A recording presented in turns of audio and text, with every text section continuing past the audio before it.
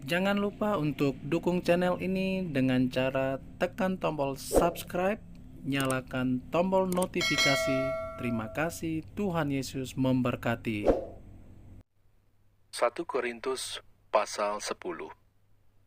Israel sebagai suatu peringatan. Aku mau supaya kamu mengetahui, saudara-saudara, bahwa nenek moyang kita semua berada di bawah perlindungan awan dan bahwa mereka semua telah melintasi laut. Untuk menjadi pengikut Musa, mereka semua telah dibaptis dalam awan dan dalam laut. Mereka semua makan makanan rohani yang sama, dan mereka semua minum minuman rohani yang sama, sebab mereka minum dari batu karang rohani yang mengikuti mereka, dan batu karang itu ialah Kristus. Tetapi sungguh pun demikian, Allah tidak berkenan kepada bagian yang terbesar dari mereka, karena mereka ditewaskan di padang gurun. Semuanya ini telah terjadi sebagai contoh bagi kita untuk memperingatkan kita, supaya jangan kita menginginkan hal-hal yang jahat seperti yang telah mereka perbuat, dan supaya jangan kita menjadi penyembah-penyembah berhala, sama seperti beberapa orang dari mereka, seperti ada tertulis, maka duduklah bangsa itu untuk makan dan minum, kemudian bangunlah mereka dan bersukaria. Janganlah kita melakukan percabulan, seperti yang dilakukan oleh beberapa orang dari mereka, sehingga pada satu hari telah tewas 23.000 orang. Dan janganlah kita mencobai Tuhan, seperti yang dilakukan oleh beberapa orang dari mereka, sehingga mereka mati dipagut ular. Dan janganlah bersungut-sungut, seperti yang dilakukan oleh beberapa orang dari mereka, sehingga mereka dibinasakan oleh malaikat maut. Semuanya ini telah menimpa mereka sebagai contoh dan dituliskan untuk menjadi peringatan bagi kita yang hidup pada waktu di mana zaman akhir telah tiba. Sebab itu siapa yang menyangka bahwa ia teguh berdiri, hati-hatilah supaya ia jangan jatuh. Pencobaan-pencobaan yang kamu alami ialah pencobaan-pencobaan biasa yang tidak melebihi kekuatan manusia. Sebab Allah setia dan karena itu ia tidak akan membiarkan kamu dicobai melampaui kekuatanmu. Pada waktu kamu dicobai, ia akan memberikan kepadamu jalan keluar, sehingga kamu dapat menanggungnya. Karena itu, saudara-saudaraku yang kekasih, jauhilah penyembahan berhala. Aku berbicara kepadamu sebagai orang-orang yang bijaksana. Pertimbangkanlah sendiri apa yang aku katakan. Bukankah cawan pengucapan syukur yang atasnya kita ucapkan syukur adalah persekutuan dengan darah Kristus? Bukankah roti yang kita pecah-pecahkan adalah persekutuan dengan tubuh Kristus? Karena roti adalah satu, maka kita, sekalipun banyak, adalah satu tubuh. Karena kita semua mendapat bagian dalam roti yang satu itu. Perhatikanlah bangsa Israel menurut daging. Bukankah mereka yang makan apa yang dipersembahkan mendapat bagian dalam pelayanan mezbah? Apakah yang kumaksudkan dengan perkataan itu? Bahwa persembahan berhala adalah sesuatu, atau bahwa berhala adalah sesuatu? Bukan. Apa yang kumaksudkan ialah bahwa persembahan mereka adalah persembahan kepada roh-roh jahat, bukan kepada Allah. Dan aku tidak mau bahwa kamu bersekutu dengan roh-roh jahat. Kamu tidak dapat minum dari cawan Tuhan dan juga dari cawan roh-roh jahat. Kamu tidak dapat mendapat bagian dalam perjamuan Tuhan dan juga dalam perjamuan roh-roh jahat. Atau maukah kita membangkitkan cemburu Tuhan? Apakah kita lebih kuat daripada Dia? Segala sesuatu diperbolehkan, benar, tetapi bukan segala sesuatu berguna. Segala sesuatu diperbolehkan, benar, tetapi bukan segala sesuatu membangun. Jangan seorang pun yang mencari keuntungannya sendiri, tetapi hendaklah tiap-tiap orang mencari keuntungan orang lain. Kamu boleh makan segala sesuatu yang dijual di pasar daging tanpa mengadakan pemeriksaan karena keberatan-keberatan hati nurani. Karena bumi serta segala isinya adalah milik Tuhan. Kalau kamu diundang makan oleh seorang yang tidak percaya dan undangan itu kamu terima, makanlah apa saja yang dihidangkan kepadamu tanpa mengadakan pemeriksaan karena keberatan-keberatan hati nurani. Tetapi kalau seorang berkata kepadamu, itu persembahan berhala. Janganlah engkau memakannya, oleh karena Dia yang mengatakan hal itu kepadamu, dan karena keberatan-keberatan hati nurani. Yang aku maksudkan dengan keberatan-keberatan bukanlah keberatan-keberatan hati nuranimu sendiri, tetapi keberatan-keberatan hati nurani orang lain itu.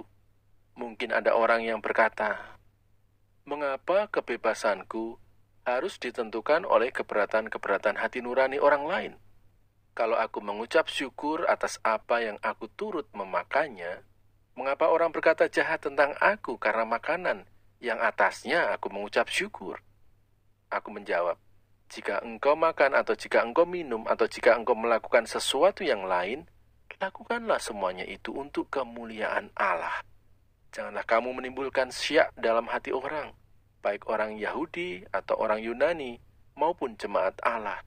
Sama seperti aku juga berusaha menyenangkan hati semua orang dalam segala hal, bukan untuk kepentingan diriku, tetapi untuk kepentingan orang banyak, supaya mereka beroleh selamat."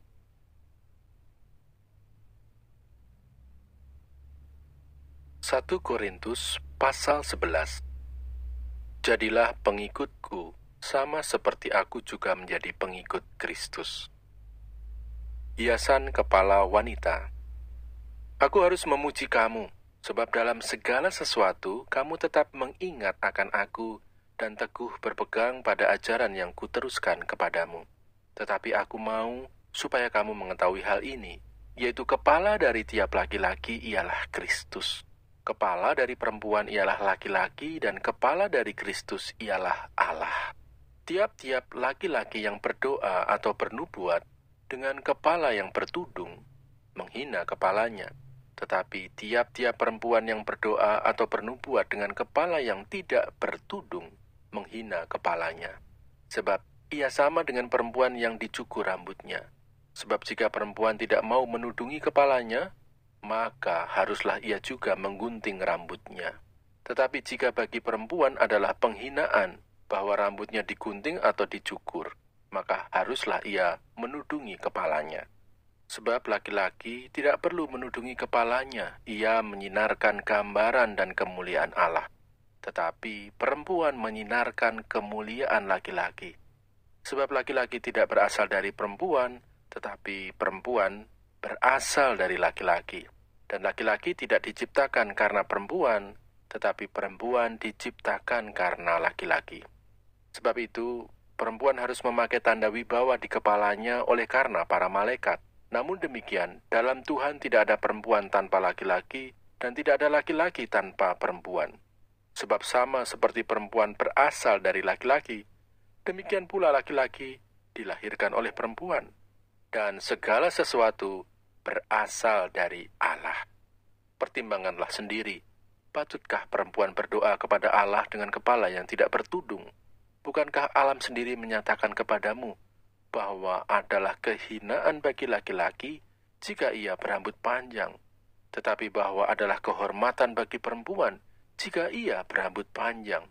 Sebab rambut diberikan kepada perempuan untuk menjadi penudung. Tetapi jika ada orang yang mau membantah, kami maupun jemaat-jemaat Allah tidak mempunyai kebiasaan yang demikian. Kebiasaan-kebiasaan yang salah dalam perjamuan malam. Dalam peraturan-peraturan yang berikut, aku tidak dapat memuji kamu, sebab pertemuan-pertemuanmu tidak mendatangkan kebaikan, tetapi mendatangkan keburukan. Sebab pertama-tama aku mendengar bahwa apabila kamu berkumpul sebagai jemaat, ada perpecahan di antara kamu, dan hal itu sedikit banyak aku percaya. Sebab di antara kamu harus ada perpecahan, supaya nyata nanti siapakah di antara kamu yang tahan uji. Apabila kamu berkumpul, kamu bukanlah berkumpul untuk makan perjamuan Tuhan. Sebab pada perjamuan itu, tiap-tiap orang memakan dahulu makanannya sendiri, sehingga yang seorang lapar dan yang lain mabuk.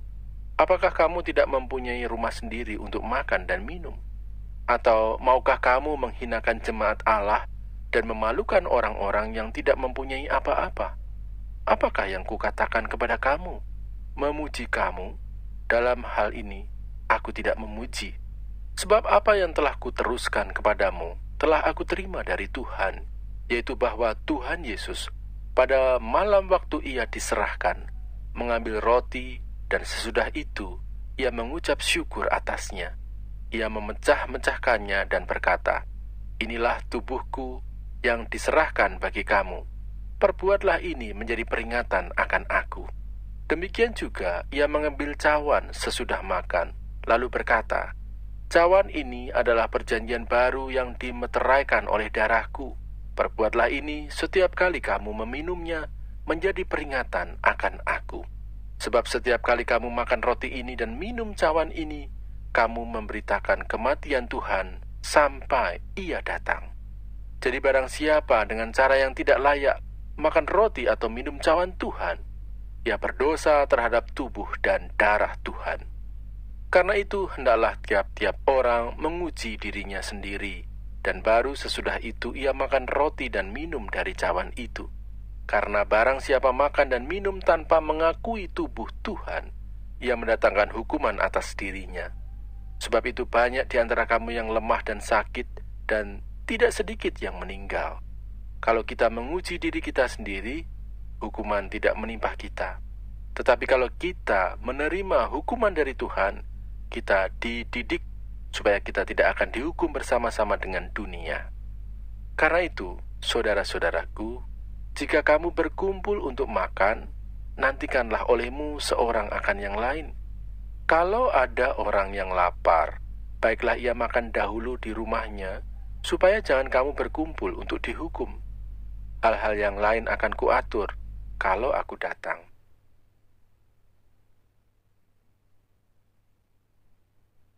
Satu Korintus pasal 12. Rupa-rupa karunia, tetapi satu roh. Sekarang tentang karunia-karunia roh. Aku mau, saudara-saudara, supaya kamu mengetahui kebenarannya. Kamu tahu bahwa pada waktu kamu masih belum mengenal Allah, kamu tanpa berpikir ditarik kepada berhala-berhala yang bisu. Karena itu aku mau meyakinkan kamu bahwa tidak ada seorang pun yang berkata-kata oleh roh Allah dapat berkata, "Terkutuklah Yesus." Dan tidak ada seorang pun yang dapat mengaku Yesus adalah Tuhan selain oleh Roh Kudus. Ada rupa-rupa karunia, tetapi satu roh. Dan ada rupa-rupa pelayanan, tetapi satu Tuhan. Dan ada berbagai-bagai perbuatan ajaib, tetapi Allah adalah satu yang mengerjakan semuanya dalam semua orang. Tetapi kepada tiap-tiap orang dikaruniakan penyataan roh untuk kepentingan bersama. Sebab kepada yang seorang roh memberikan karunia untuk berkata-kata dengan hikmat, dan kepada yang lain, roh yang sama memberikan karunia berkata-kata dengan pengetahuan. Kepada yang seorang, roh yang sama memberikan iman, dan kepada yang lain, ia memberikan karunia untuk menyembuhkan. Kepada yang seorang, roh memberikan kuasa untuk mengadakan mujizat, dan kepada yang lain, ia memberikan karunia untuk bernubuat, dan kepada yang lain lagi, ia memberikan karunia untuk membedakan bermacam-macam roh. Kepada yang seorang, ia memberikan karunia untuk berkata-kata dengan bahasa roh, dan kepada yang lain, ia memberikan karunia untuk menafsirkan bahasa roh itu. Tetapi semuanya ini dikerjakan oleh roh yang satu dan yang sama, yang memberikan karunia kepada tiap-tiap orang secara khusus, seperti yang dikehendakinya. Banyak anggota, tetapi satu tubuh. Karena sama seperti tubuh itu satu dan anggota-anggotanya banyak, dan segala anggota itu, sekalipun banyak, merupakan satu tubuh, demikian pula Kristus. Sebab dalam satu roh kita semua, baik orang Yahudi maupun orang Yunani, baik budak maupun orang merdeka, telah dibaptis menjadi satu tubuh, dan kita semua diberi minum dari satu roh.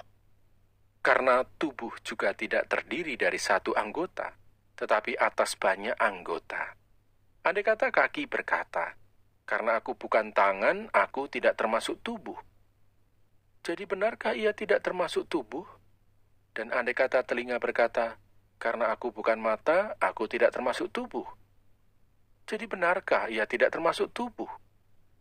Andai kata tubuh seluruhnya adalah mata, di manakah pendengaran? Andai kata seluruhnya adalah telinga, di manakah penciuman? Tetapi Allah telah memberikan kepada anggota masing-masing secara khusus suatu tempat pada tubuh seperti yang dikehendakinya.